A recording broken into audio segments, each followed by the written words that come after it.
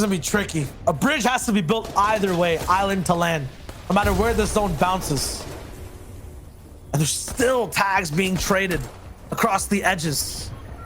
You think people are just playing passive, but you have to be very, very vigilant here. And it does bounce all the way towards the bottom right side, where a majority of those teams are held up. A huge bridge to make, though, for every team on that island. You will not be able to fly by plane.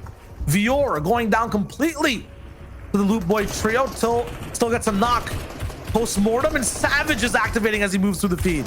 Hey, and you're not going to be able to go down that English Channel tunnel, brother. No planes, nothing. It's all you got to work your way, either bounce your way or target your way across. Here we go. Benji going down to the feet. Oh, Benji went down to the feet. Oh no, Raxel takes him out. Ardent and Pizza also get knocked to the storm, I think.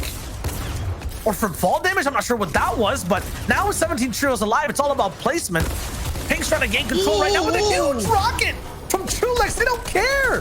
They just want the space, and they get it.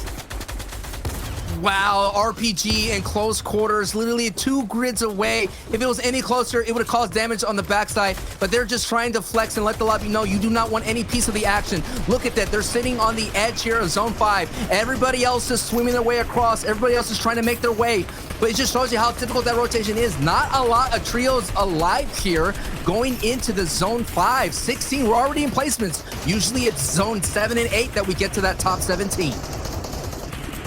I want everyone to put out 2 hands right now. Your left hand is a normal battle royale game. The right hand is the zone we have right now. On your left side, you usually have, if the zone bounces back, a lot of builds to work with, right? A lot of safety, a nice net. But now if you look at your right hand, that reality, no matter where this zone goes, everyone's running for free. There's no insurance. People will have to build, and it goes back through water where no one's built before. So really put that right hand in front of your face. Take a sniff. Just memorize it, because right now there's going to be a very real, unprecedented, difficult zone. All I know, direction's unclear. I've coned myself. I need help. The storm's on my backside. Dude, these teams need help too. What's Vidil doing in the sky? Okay, they had a god base. Now they have a low loadout / hideout. This is going to be so interesting. To an island where no one's built. I don't even think this next zone has any land in it. It's fully water. So hope these guys have their boat rentals out. Maybe there is a boat to use as well. I would doubt at this point, though, it was even possible to rotate with. We have a lot of leaders on the right side. I see Teak. I see Savage's trio. Slender on low with Kiko. Anas pushing up for height as well.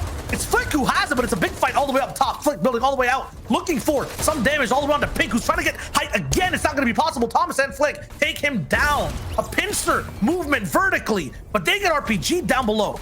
It's Trulix who has that RPG. Trulix is doing all that he can. Trulix is that head of the snake there. If Trulix goes down, a lot of their chances for taking height is not going to happen. And Flick and Thomas able to hold on to it, but they're being challenged by Savage and Eyedrop and Tayson. They're coming in. It's a battle between the big names of the EU region. And you're right, Shio. Look at all down below. But it's the fireworks up top that we're going to keep an eye on. Flick and Austin Thomas HG barely survived that hold against Savage's trio, who are coming up for height. Savage's trio have to drop down. Now we have another big name. Oh my God. Janice goes down, and it's up to Hen, who has had the capability of solo clutching in the past. Can he do it? I think he can, but it's going to be so difficult because look, 7th zone is still basically close to this water. It's going to get nasty here. All eyes are on Hen for his trio. This is what Hen does. He gets the solo points where he has no business to, and he almost picks up an Elim right then and there. Still staying alive all the way on this side, though. And moving up layers as a solo, one of the most difficult and dangerous things you can do. But he doesn't care. He's confident. 3 seconds of the storm, though. You got to move 5 different builds, too. It's all up to the shots. It's a charged shotgun, which means it'll be one big bullet that he has to hit. 2 little snakes of movement as well. As high ground is also getting interrupted. Eyedrop is still pushing for it on the left side of your screen. Don't mind the clutch. Let's look at the game states. Eyedrop on top of this box right now. Flick out of mats, too. Not last alive, though. He has to make this clutch. Hen is still alive, getting an elim, and it was Noah Riley getting some damage on Hype for a moment. And now you have Raxo here on the low ground. Hen getting a knock on eye drop, so close, but walks out the door with 3 elims. Now let's take a look at here as we gotta take a moment to breathe here, but Savage does not have that opportunity. No, he doesn't. Savage gets eliminated from Raxo. Anas Thomas HC on Hype. Now they have to come down because so much mats have been expended, but they're not afraid. They're going down into the fray, getting some big time elims. Anas cooking up 7 elims between Thomas HD. Can the duo survive here in the 9th and final zone, going back into the zone to find some big time loot? Top 3 still activating right now. Mosh has survived all the way on the low ground and also on the backside as well. 3 total eliminations, 7 for the trio. And he goes down in 3rd place. It's a new trio all the way up on Height. We have Stasty. We've got Miro and Swag all looking good for the moment, but can they finish and clinch the game? That's the question. Almost 2 different trios alive. It's a 2v3 and Kuko took a big shot. Barely any damage on the field. Oh no! Swag goes down and 2 big pumps on the backside flank. It's huge by Mosh. What? Fully charged, you find the angles, you understand where people are rotating, you will do some max damage. And now we look at the theme of this entire game. If game 4 was an essay paper, the title would be Congestion versus Control. Right now, the ones in control are these 3 trios near the top: Robnik, Reason. I mean, it looks like it's about to be Snazy in just a little moment. Everyone else is kind of has been congested, squeezed, constricted this entire time. Look at the HP bars. You can tell who's had a rough ride and who's had space. If you see any black near it, any blue shield missing, white HP affected, that means they had trouble in this game. They've been constricted.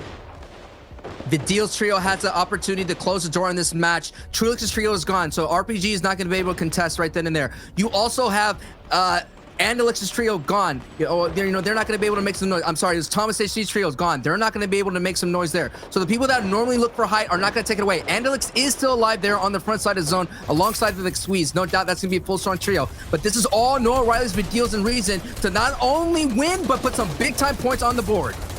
And right now, Height was just so irregular. Going off a mountain, we went skydiving. Every single trio bouncing towards the ground.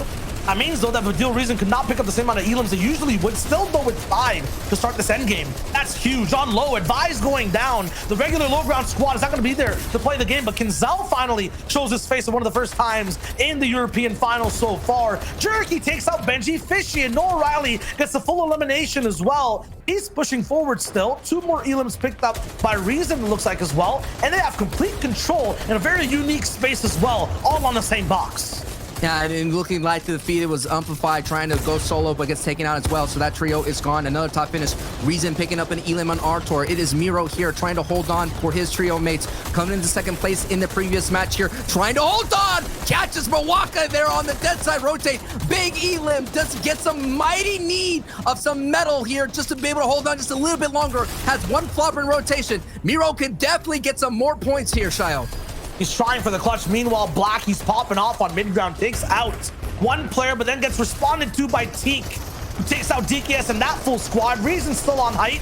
He's working it. Everyone in mid-ground has no Miro's gone. heals or shields available. Miro goes down, and now the one trio who's been so good in mid, Seti and Teak, are getting focused by Reason. Meanwhile, everyone on the backside is getting completely deleted. They're gone. Melgar taken out by Teak as well. 4 elims for him, 6 for the total trio. It almost looks like a regular 2v3, but there's one more team in the way in this final 3. We also see Barox and Michael and Mexi, so their change of location is still ringing true. It just shows how strong of a trio that can be. Can they get that victory out? It is possible. Now the Storm is pushing back. That's going to give some more time for Reason and O'Reilly to apply more pressure. And Teak is now left to himself here. Cassetti goes down. So now we have a battle between 1 solo and 2 full trios here. Can Teak survive? Now he's just trying to hide as much as possible. He does have some floppers in his inventory, so if it does go to a heal condition, he may be able to walk away with that victory out. But I just don't see it. Reason and Vidil, Noah Riley are going to just apply a lot of pressure, and they're going to get right into your face. Teak now has no floppers on the down right, and Teak gets found by Mexi's trio. So now it's a battle here. 2 trios at height and at low. Reason's looking to take control of the entire server for the lead. Verox is looking for a way to get back into the tournament. 67 points. He goes down, but trades with Vidil. So it looks like it's a 2v2, and Michael is going for height. Box fight with Reason. One quick square, and it's not going to be enough to trip him up whatsoever. Reason still has height all the way up top, but now Zone's still ticking. It's getting smaller. Not much room to work with. Michael has to fall all the way down. One tack shot, 19 damage. Big beams. Reason does not miss. He's a perfect player, and he takes the shot, but now it's a 1v1. Mexi on low. Reason, does he have the mats to stay on height is a question. The zone's Mexi, also no moving mats. slightly.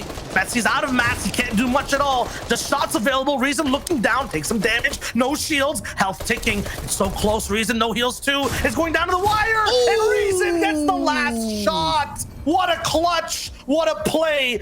What can these guys do to avoid having more 0-point games like the one they had? Because look, just one 0-point game and their top spot is gone.